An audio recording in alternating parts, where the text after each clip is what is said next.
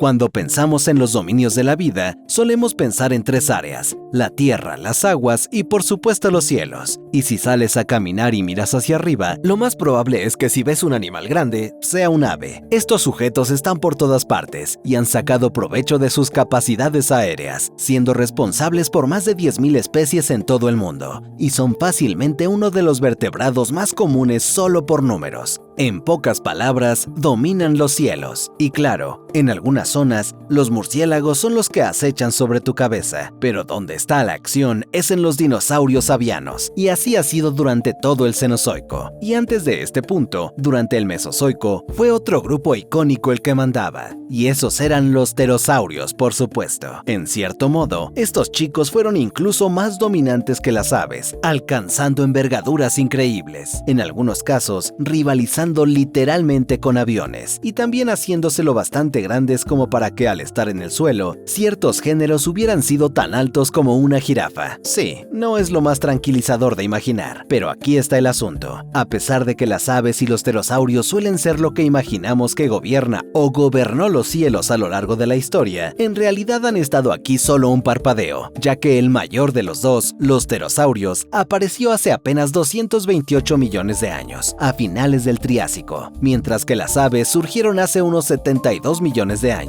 durante el Cretácico. Y sí, estos son tiempos largos desde la perspectiva humana, pero no olvides que la vida lleva aquí mucho más tiempo, apareciendo hace miles de millones de años. Y durante cientos de millones de años, esto ya incluía vida que podías ver sin un microscopio. Y esto puede llevarte, al menos a mí me llevó, a preguntarme qué era exactamente lo que dominaba los cielos antes de las aves o los pterosaurios. En otras palabras, si viajas lo bastante atrás y miras arriba, ¿qué habrías visto? Pues resulta que prácticamente justo antes de la aparición de los pterosaurios, hubo otro grupo de reptiles que fueron los primeros en alcanzar los cielos, y pudieron haber sido el futuro del mundo aéreo, si no hubiera sido por un final trágico y desafortunado. Y fueron los Baigheltisauridae. En pocas palabras, eran una familia de reptiles neodiápsidos, que aparecieron por primera vez a finales del Pérmico, y no eran nada ordinarios, ya que representan la primera vez que sabemos que los vertebrados consiguieron la locomoción aérea, con uno de sus miembros más antiguos, el Coelurosaurus, remontándose a unos 260.4 millones de años. Como sus lejanos parientes posteriores, estos reptiles habían desarrollado alas, aunque te habrían parecido un poco raras, porque no estaban unidas a sus brazos como esperarías, sino que salían de sus costillas. Lo sé, raro. Y en realidad es un poco más extraño que esto, porque no es que las alas estén unidas a las costillas, sino que las costillas mismas se habían convertido en las alas, ya que en cada Baigheltisauridae, estas se habían transformado en estructuras muy modificadas y alargadas, a las que se adherían membranas formando un aparato biológico como una cometa, que apuntaba hacia arriba para capturar la mayor cantidad de aire y que permitía a estos sujetos volar, más o menos. A diferencia de los posteriores pterosaurios, estos reptiles eran en última instancia planeadores, incapaces de conseguir un vuelo totalmente impulsado, pero ya era un comienzo, y aún así eran, con mucha diferencia, las criaturas más grandes que surcaban el cielo durante el Pérmico tardío. Admito que esto no dice demasiado, ya que en aquella época los animales voladores eran en su mayoría pequeños, y esto se extendía a todos los Baigheltisáuridos, que típicamente no se hacían más grandes que un cuervo común en cuanto a envergadura, aunque gracias a sus colas habrían sido más largos que la mayoría de las aves. Pero no te preocupes, porque a pesar de su apariencia extraña, no debías esperar que uno de estos sujetos hiciera de tu cara una pista de aterrizaje, ya que estaban mucho más interesados en insectos que en vertebrados, pues los bichos eran su alimento principal.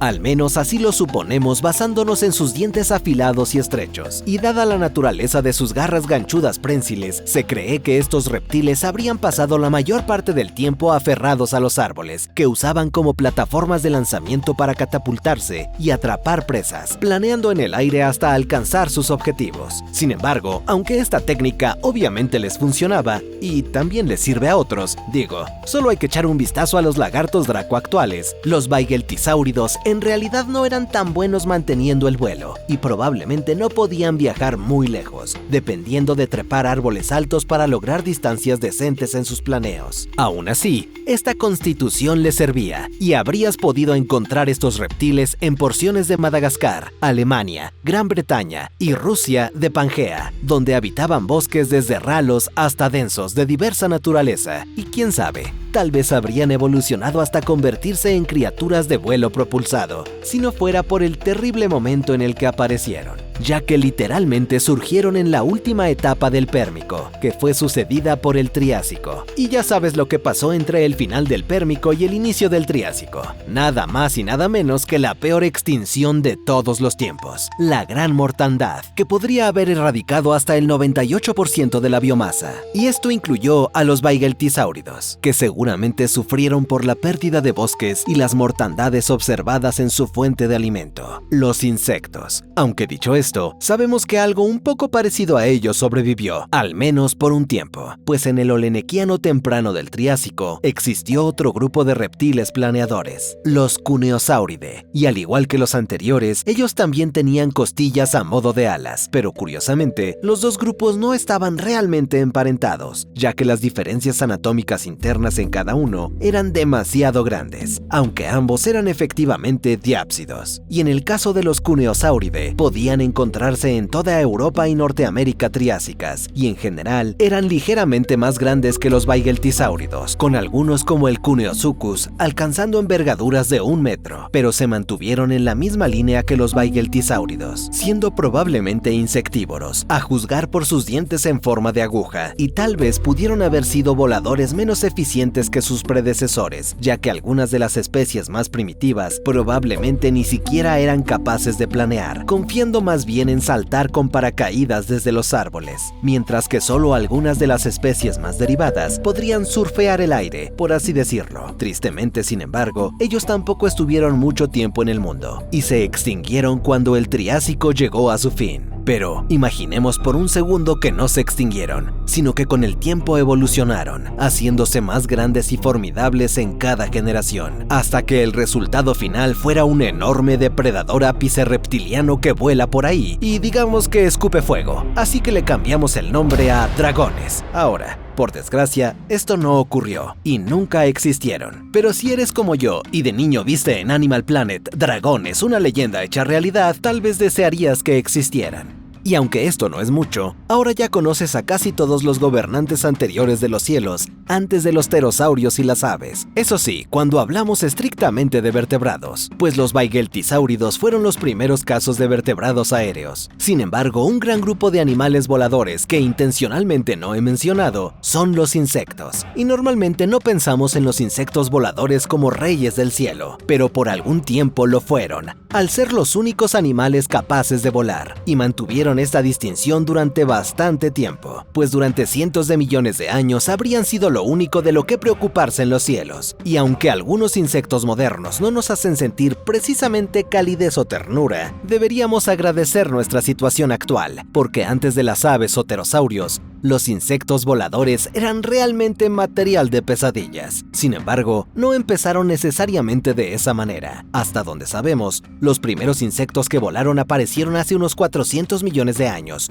durante el Devónico temprano, cuando la Tierra era mucho más acuosa y cálida de lo que es ahora, y los árboles apenas empezaban a colonizar realmente la Tierra, con los primeros bosques auténticos formándose en este periodo. Sin embargo, ciertamente no se parecían a ningún bosque que hayas visto, pues eran más primitivos que cualquier planta a la que estés acostumbrado. Estas floras ofrecían amplia cobertura y recursos para los primeros voladores, siendo el género más antiguo conocido hasta ahora el Rhinognatha, un bicho del tamaño de una hormiga. No es muy impresionante ni alarmante, y habría parecido un insecto pequeño bastante típico a simple vista, pero no tendrías que esperar demasiado para que estos sujetos empezaran a ponerse más robustos e interesantes, si sabes a lo que me refiero, porque justo después del Devónico llegó el periodo Carbonífero. Si sabes, sabes. Y si no lo sabes, te lo cuento. El periodo Carbonífero fue una época dominada por pantanos, y no como esos que quizá hayas visto de viaje. Eran pantanos supercargados, ya que gran parte del mundo era húmedo, cálido y bajo,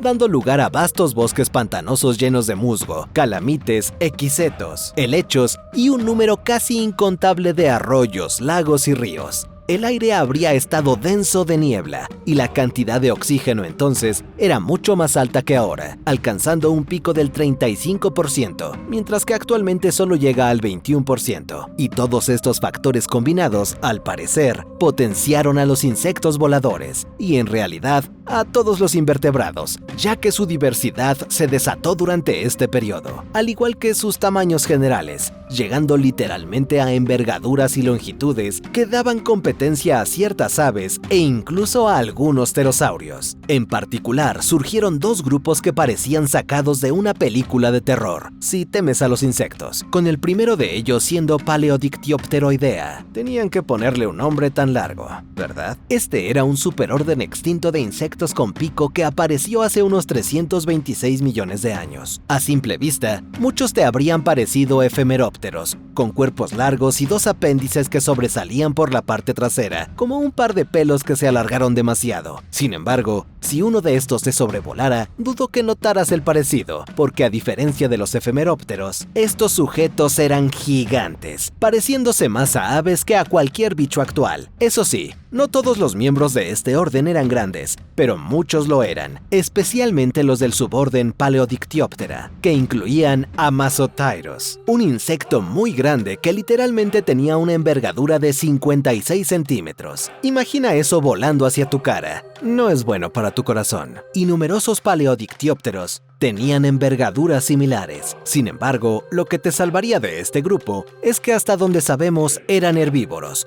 no depredadores. Poseían bocas en formas de pico que les permitían perforar tejido vegetal para extraer su esencia con una herramienta de succión, un poco como un mosquito gigante, solo que en vez de sangre buscaban jugos vegetales. Según los registros fósiles, está claro que esta táctica funcionó de maravilla para este superorden, ya que suelen encontrarse en grandes concentraciones, especialmente a lo largo de lo que habrían sido deltas fluviales, en algunos casos representando hasta el 50% de la biomasa de un área. Eso es un montón de bichos. Afortunadamente, los animales esquivamos esa bala, con las plantas recibiendo el golpe por nosotros. Lamentablemente, sin embargo, para todos mis eucariotas, lo que te incluye, habría otros grandes voladores que seguían siendo incómodamente grandes y agresivos. Y de todas las pesadillas que cocinó el carbonífero, ningún insecto alado fue tan notorio como el Meganisoptera. Al igual que el grupo anterior, eran un orden de insectos que aparecieron un poco más tarde, evolucionando durante el carbonífero tardío. Y mientras que el Paleodictyoptera parecía una efímera o efemeróptero, estos se asemejaban más a otro grupo vivo de insectos, las libélulas, lo que ha llevado a que se les apode libélulas gigantes, aunque como vimos en otro video, esto es incorrecto, pues a pesar de las similitudes, ambos están solo lejanamente relacionados, y aunque no es un nombre oficial, se les suele conocer como griffinflies. Sin embargo, a la distancia, seguro los confundirías con una libélula, hasta que uno de ellos aterrice sobre ti y puedas sentir su tamaño, pues eran incluso más grandes que los Paleodictyoptera, con los miembros más grandes como el Meganeura, alcanzando envergaduras superiores a los 60 centímetros, lo que los convierte en algunos de los insectos más grandes que han existido. Y estos sujetos eran definitivamente voladores eficientes,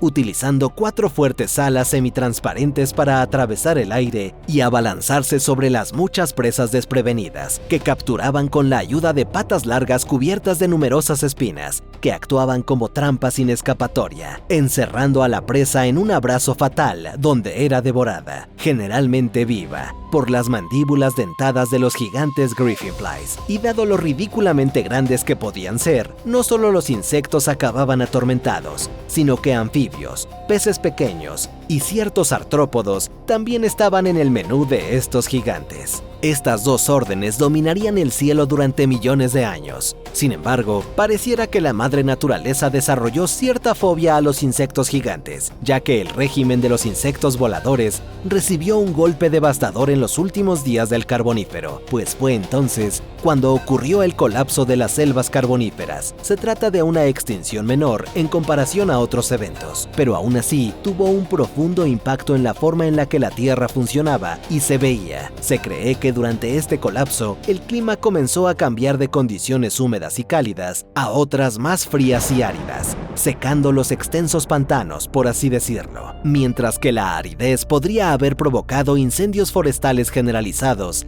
que ardían de manera masiva y prolongada gracias a la abundancia de materia vegetal, y en un periodo relativamente corto, los pantanos de carbón de la Tierra fueron rápidamente arrasados, dejando solo pequeños refugios, y debido a lo mucho que dependían los insectos de estos pantanos, obviamente recibieron un golpe enorme, con un notable pulso de extinción en los fósiles, y eso se extendió a nuestros gigantes voladores, pues muchas especies y géneros de estas órdenes fueron eliminadas a medida que el mundo se transformaba y comenzaba el Pérmico. Sin embargo, aquí hay algo interesante que muchos desconocen. Aunque la diversidad sin duda disminuyó tras el Carbonífero, la edad de los insectos no se detuvo de repente. Tanto los Meganisoptera como los Paleodictyoptera, en realidad, sobrevivieron bien entrado el Pérmico y se mantuvieron en gran medida exitosos, representando aún grandes porciones de la biomasa de artrópodos en la Tierra e incluso conservando parte de ese tamaño impresionante. Y de hecho, en el caso de los Meganisoptera, su posible miembro más grande de todos los tiempos y potencialmente el insecto más grande visto, podría haber aparecido en el Pérmico.